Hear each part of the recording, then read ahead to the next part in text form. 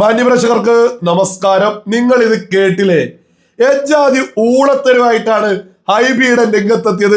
നിങ്ങൾ കേട്ടു? കേരളത്തിൽ ഒരു സീറ്റ് പോലും ഇല്ലാത്ത ഒരു പാർട്ടി ദേശീയ തലത്തിൽ അധികാരമുണ്ട് എന്ന് വെച്ച് നിരന്തരമായി ന്യൂനപക്ഷ വിരുദ്ധ പ്രസ്താവനകളും അവരെ ഭയപ്പെടുത്തുന്ന ഭീതിപ്പെടുത്തുന്ന സ്ഥിതിവിശേഷം ഇനി കേരളം കൈകെട്ടി നോക്കി നിൽക്കില്ല. ഇയാളൊക്കെ ഒരു MP അല്ലേ? ഒരു നിലവാരവും ഇല്ലേ? നിരന്തരം ഇങ്ങനെ കേരളത്തിലെ ജനങ്ങളെ ഭീതിപ്പെടുത്താൻ എങ്ങനെ ഇയാൾക്കൊക്കെ ഒരു ഉളുപ്പില്ലാതെ നിരന്തരം രംഗത്തെത്താൻ സാധിക്കുന്നത്? പിന്നെ പറഞ്ഞല്ലോ, കേരളത്തിൽ ഒരാള് പോലും ഇല്ലാതെ രാജ്യം ഭരിക്കുന്നവർ ഈ രാജ്യത്തിനകത്താണ് കേരളം എന്നുള്ളത് ആദ്യം ഈ ഹൈബി ഒന്ന് മനസ്സിലാക്കണം. ചില ആളുകളുണ്ട്, കേരളം എന്തോ വേറെ എവിടെ ഉള്ളതുപോലെ അവർക്ക് പൂജ്യം, ഇവർക്ക് പൂജ്യം, എന്നിട്ട് രാജ്യം ഭരിക്കുന്നവർ ന്യൂനപക്ഷങ്ങളെ അങ്ങനെ. എന്താണ് കേരളത്തിലെ ന്യൂനപക്ഷങ്ങൾക്ക് പ്രശ്നം? കേരളത്തിലെ ന്യൂനപക്ഷങ്ങൾക്ക് പ്രശ്നമാണ് എന്നല്ല പറയുന്നത്. ഈ രാജ്യത്തെ ന്യൂനപക്ഷങ്ങളാണ് ലോകത്തെ ഏറ്റവും കൂടുതൽ സമാധാനത്തിലും സൗകര്യത്തിലും സുരക്ഷയിലും മുന്നോട്ട് പോകുന്നത്. വെറുതെ പറയല്ല. തൊട്ടടുത്ത അയൽ രാജ്യങ്ങളിലേക്കൊക്കെ ഒന്ന് നോക്കണോ? അഫ്ഗാനിസ്ഥാൻ, ബംഗ്ലാദേശ്, അങ്ങനെ ഏത് രാജ്യം എന്ന് എടുത്തു നോക്കണോ? പാകിസ്ഥാൻ, അവിടെയൊക്കെയുള്ള ന്യൂനപക്ഷങ്ങളുടെ അവസ്ഥ എന്താ? അഫ്ഗാനിസ്ഥാനിലൊക്കെ കൂട്ടക്കൊല നടത്തുക അവിടെയുള്ള ഹിന്ദുവിനെയും ക്രിസ്ത്യാനിയെയും. എന്തിനേറെ പറയുന്നു, ലോകത്ത് യുദ്ധം കൊടുമ്പിരി കൊള്ളുക. മുസ്ലിം ഭൂരിപക്ഷ രാജ്യങ്ങളിൽ പോലും ഒരു സമാധാനമില്ലാതെയാണ് കഴിഞ്ഞ കുറച്ച് കാലമായിട്ട് ലോകം മുന്നോട്ട് വന്നത്. ആ സമയത്തും ഈ രാജ്യത്തെ മുസൽമാനും ക്രിസ്ത്യാനിയും ഹിന്ദുവും സകല ആളുകളും ഒരുമിച്ച് സന്തോഷത്തോടു കൂടി നരേന്ദ്രമോദി ഭരിക്കുന്ന ഭാരതത്തിൽ സുന്ദരമായിട്ട് പോവുക. ആ സമയത്ത് ഉളുപ്പില്ലാതെ ഇയാളൊക്കെ ഇറങ്ങിയിട്ട് FCRI ബന്ധപ്പെട്ട ഇതിനൊരു ചുട്ട മറുപടി രാജീവ് ചന്ദ്രശേഖർ കൊടുക്കുന്നുണ്ട്. നമുക്ക് അതൊന്നും ഇവിടെ കൊടുക്കാം.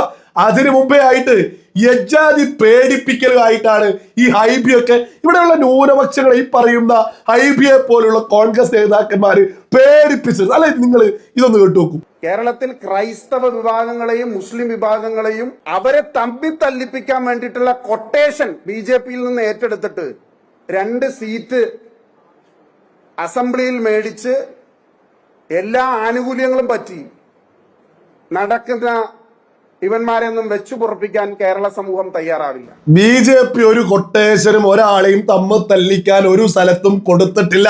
ഇതൊക്കെ ഹൈബിയുടെ തെളിയിക്കണം കേട്ടോ. ഇത് വായെ തോന്നുന്ന എന്തും വിളിച്ചു പറയാന്ന് പറയുന്നത് ഈ കവലച്ചട്ടമ്പിമാരുടെ ഒരു ശൈലിയാ. തോന്നുന്നത് തോന്നുമ്പോ വിളിച്ചു പറയാ എന്ന് പറഞ്ഞാൽ ഇയാളൊക്കെ ഒരു കവലച്ചട്ടമ്പിക്ക് സമല്ലേ? എന്താണ് ഈ വിളിച്ചു പറയുന്നത്? BJP എവിടെയെങ്കിലും തമ്മ തല്ലിക്കാൻ കൊട്ടേഷന് ആർക്കെങ്കിലും കൊടുത്തിട്ടുണ്ടോ? അതൊക്കെ ഇയാൾ തെളിയിക്കേണ്ട ഒരു MP അല്ലേ? ആ നിലവാരത്തിൽ പറയണ്ട. പിന്നെ PC ജോർജിന്റെയും ഷോൺ ജോർജിന്റെയും തലയിലേക്ക് ഓടിക്കയറുന്നത് അല്ല. ഹൈബിയെ ഒരു ഉളുപ്പില്ലേ?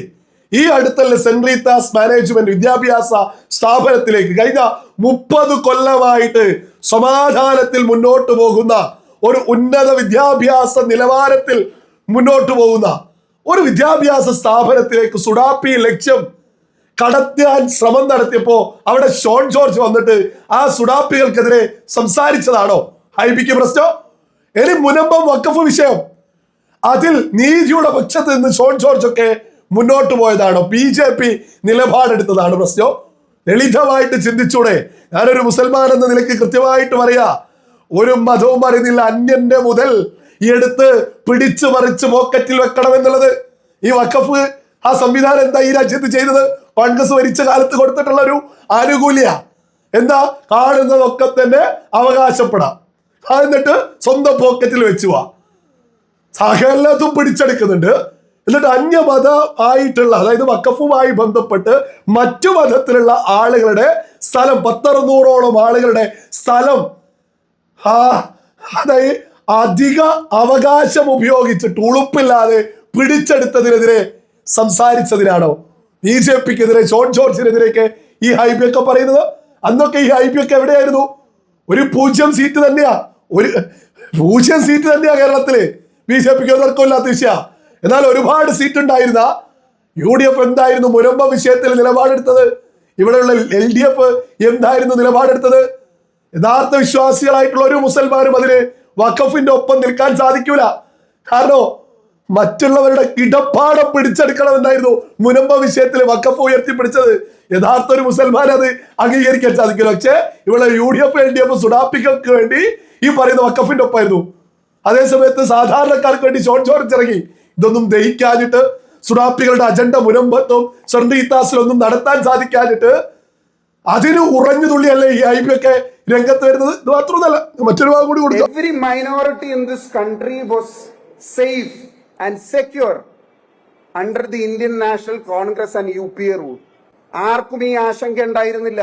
വേറെ ഒരുപാട് സ്ഥാപനങ്ങളുണ്ട്. മാതാ അമൃതാനന്ദമയി ദേവിയുടെ സ്ഥാപനവും ഈ FCRA പരിധിയിൽ വരുന്നതാണ്. എല്ലാവർക്കും ആശങ്കയുണ്ട്. ചില ആളുകൾ അത് പ്രകടിപ്പിക്കുന്നു, ചില ആളുകൾ അത് പ്രകടിപ്പിക്കുന്നില്ല എന്ന് മാത്രമേ ഉള്ളൂ. പറയിപ്പിക്കരുത് ഹൈബി. ഒരു ഉളുപ്പില്ലാതെ ഇങ്ങനെ പറയാൻ എങ്ങനെയാ സാധിക്കുന്നത്? UPA രാജ്യം ഭരിച്ച സമയത്ത്, കോൺഗ്രസ് രാജ്യം ഭരിച്ച സമയത്തല്ലേ ഈ പറയുന്ന വഖഫ് അധിക അവകാശമൊക്കെ ഒരു മതത്തിന് വേണ്ടി മാത്രം കൊടുത്തിട്ട് കാണുന്നതൊക്കെ തന്നെ വെട്ടിപ്പിടിക്കാനുള്ള നിയമം പോലും ഉണ്ടാക്കിയിട്ട് ഈ വഖഫൊക്കെ അങ്ങ് ഉണ്ടാക്കി. ലോകത്ത് ഏതെങ്കിലും ജനാധിപത്യ രാജ്യത്ത് ഒരു മതത്തിന് കാണുന്നതൊക്കെ തന്നെ വെട്ടിപ്പിടിക്കാനൊരു അധിക അവകാശം കൊടുത്തിട്ടുണ്ടോ? ഈ വഖഫ് ബോർഡ് പോലെ ലോകത്തൊരു ജനാധിപത്യ രാജ്യത്തിൽ ഒരു മതത്തിന് വേണ്ടി മാത്രമായിട്ട് ഒരു പ്രത്യേക ബോർഡൊക്കെ. അത് കോൺഗ്രസിന്റെ കാലം. കോൺഗ്രസിന്റെ കാലത്തുള്ള തുല്യതയൊന്നും അധികം ഹൈബി പറയിപ്പിക്കരുത്. പിന്നെ ഓരോരോ മഠത്തിന്റെ പേരൊക്കെ ഏതും അതാണ് FCRAയുമായി ബന്ധപ്പെട്ട് രംഗത്തെത്തിയത്. ഇതൊക്കെ ഹൈബിയുടെ മനസ്സിലുള്ളതല്ലേ?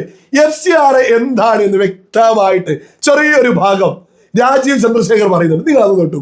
FCRA പ്രൈമ ഫേസി ആ ബില്ലിൽ ഒന്നുമില്ല. വിവാദം ഉണ്ടാക്കിയപ്പോഴാണല്ലോ FCRA ബില്ല് ഒരു ഇഷ്യൂ ആക്കിയത്. അതെങ്ങനെയാണെന്ന് ഒന്ന് കോമൺ സെൻസ് ഉപയോഗിക്കുക. ആ FCRA ബില്ല് എവിടെയാണ് ക്രിസ്ത്യൻ വാക്ക് ഉപയോഗിച്ചിരിക്കുന്നത്? ആ ബില്ലിൽ ഇന്നിപ്പോൾ സിന്ധി NGO, ഹിന്ദു NGO, മുസ്ലിം NGO, Christian NGO, non religious NGO ആരാണെങ്കിലും ഇന്ത്യൻ എക്സ്പ്രസിന്റെ NGO ഉണ്ടെങ്കിൽ ഫോറിൻ കോൺട്രിബ്യൂഷൻ റെഗുലേറ്റ് ചെയ്യുന്ന ആക്ടാണ് FCRA. ഈ FCRA റിഫോം എന്താ ചെയ്യുന്നത്? FCRA വഴി നിങ്ങൾ എന്തെങ്കിലും കാശ് കൊണ്ടുവന്നാൽ അതിന് മിസ്യൂസ് ചെയ്താൽ it will be akin to money laundering. ഇതാണ് പറയുന്നത്. അതിലെന്താണ് തെറ്റ്? ഒരു തെറ്റുമില്ല. നിങ്ങൾ കേട്ടില്ലേ? ഈ FCRA ഒന്നും ഒരു മതത്തിന്റെയും പേര് പൊക്കിപ്പിടിച്ചല്ല നടപ്പിലാക്കുന്നത്. അത് ഈ രാജ്യത്തെ ഭൂരിപക്ഷ മതമായാലും ന്യൂനപക്ഷ മതമായാലും ഏത് സംഘടനകളായാലും ഏത് സ്ഥാപനമായാലും വിദേശത്ത് നിന്നൊരു പണം വരികയാണെങ്കിൽ അതിന് രേഖകൾ വേണം. എന്തിനാണോ കൊണ്ടുവന്നത് അതിന് മാത്രം ചിലവഴിക്കണോ? ലോകത്തെല്ലാ രാജ്യത്തുള്ളൊരു സംവിധാനല്ലേ. വിദേശത്ത് നിന്ന് പണം എത്തിക്കഴിഞ്ഞാൽ അതെന്തിനാണ്? 10-22,000 കോടി രൂപയൊക്കെ വരുന്ന കോടിക്കണക്കിന് രൂപ നമ്മുടെ രാജ്യത്തേക്ക് വരുമ്പോൾ അത് എന്തിനുപയോഗിക്കുന്നു എന്ന് രാജ്യത്തിന് അന്വേഷിക്കാൻ പാടില്ല എന്നോ? ഈ ഹൈബിയൊക്കെയാണ് യഥാർത്ഥത്തിൽ ഇവിടെ ന്യൂനപക്ഷങ്ങളെ പേടിപ്പിക്കുന്നത്. യഥാർത്ഥത്തിൽ അച്ഛന്മാരെയൊക്കെ ഈ ഹൈബിയൊക്കെ പറ്റിക്കാണ്, പറഞ്ഞു വഞ്ചിക്കാണ്. എന്തിനാണ് ഹൈബിയെ ഉളുപ്പില്ലാതെ ഈ ജാതി വിഷയത്തിലൊക്കെ ഇടപെടുന്നത്? ഇത് രാജ്യത്തിന്റെ സുരക്ഷയുമായി ബന്ധപ്പെട്ട വിഷയമല്ലേ? എന്തിനാണ് അച്ഛന്മാരെയൊക്കെ പേടിപ്പിക്കാൻ നിൽക്കുന്നത്? ഇത് രാജ്യത്തെ എല്ലാവർക്കും ബാധകാവുന്ന, ഒരു മതത്തിന് മാത്രമല്ല എല്ലാവർക്കും നിയമപരമായിട്ട് എന്തും കൊണ്ടുവരാം, എന്തും ഉപയോഗിക്കാം, ഏത് രീതിയിലും മുന്നോട്ട് പോവാം നിയമപരമായിട്ട്. ഇതിന് ഈ പറയുന്ന ഓരോ സ്ഥലത്ത് പോയിട്ട് കുത്തിത്തിരിപ്പുണ്ടാക്കി ഈ ഹൈബിയൊക്കെ യഥാർത്ഥത്തില് വർഗീയത ഉണ്ടാക്കുന്ന ഈ ഹൈബിയെ പോലെയുള്ള ആളുകളാണ് എന്നുള്ളത് സകല ആളുകളും തിരിച്ചറിയുക.